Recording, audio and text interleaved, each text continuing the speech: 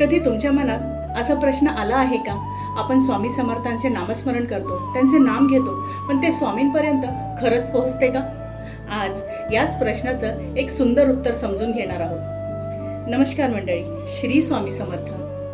स्वामींची भक्ती करणाऱ्या अनेक भक्तांच्या मनात कधी कधी एक प्रश्न येतो. आपण स्वामींचे नामस्मरण करतो, त्यांचे भजन करतो, त्यांची भक्ती करतो, पण हे सगळं स्वामींपर्यंत खरंच पोहोचते का? आपण त्यांच्यासमोर नतमस्तक होतो, त्यांचा आशीर्वाद मागतो, पण स्वामी आपल्याकडे पाहत असतील का?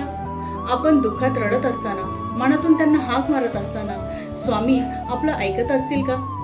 असे एक ना अनेक प्रश्न आपल्या मनात नेहमी येत असतात, बरोबर ना मंडळी?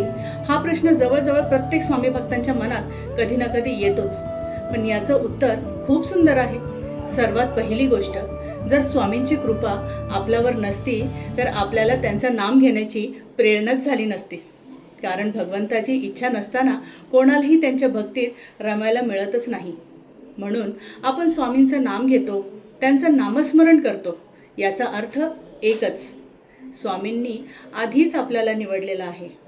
दुसरी गोष्ट, आपण घेतलेले प्रत्येक नामस्मरण स्वामींपर्यंत नक्कीच पोहोचते, कारण ते स्वामींचे नाम आहे, त्यांचे नाव आहे. आणि जेव्हा एखादा भक्त मनापासून त्यांच्या नामाचा जप करतो तेव्हा ती हाक नक्कीच त्यांच्या हृदयापर्यंत पोहोचते, यात तीळ मात्रही शंका नाही. आणि तिसरी महत्त्वाची गोष्ट मंडळी, स्वामींच्या भक्तीत आपली क्षणोक्षणी उन्नती होत असते. कधी शांतपणे विचार करून बघा, स्वामींची भक्ती करण्यापूर्वी आपण कसे होतो आणि आता आपण कसे आहोत. तुम्हाला नक्कीच फरक जाणवेल. आपण स्वामींकडे ओंजळ भरून मागत होतो, पण स्वामींनी आपल्याला आभाळ भरून दिला आहे. म्हणून मंडळी, स्वामींच्या भक्तीत एक गोष्ट कायम लक्षात ठेवा, स्वामी आणि तुमच्यातील नातं हे खूप पवित्र असतं. त्या भक्तीत तिसऱ्या कोणाचीही गरज नसते, फक्त स्वामी आणि त्यांच्यावरील असलेला आपला निस्सीम विश्वास.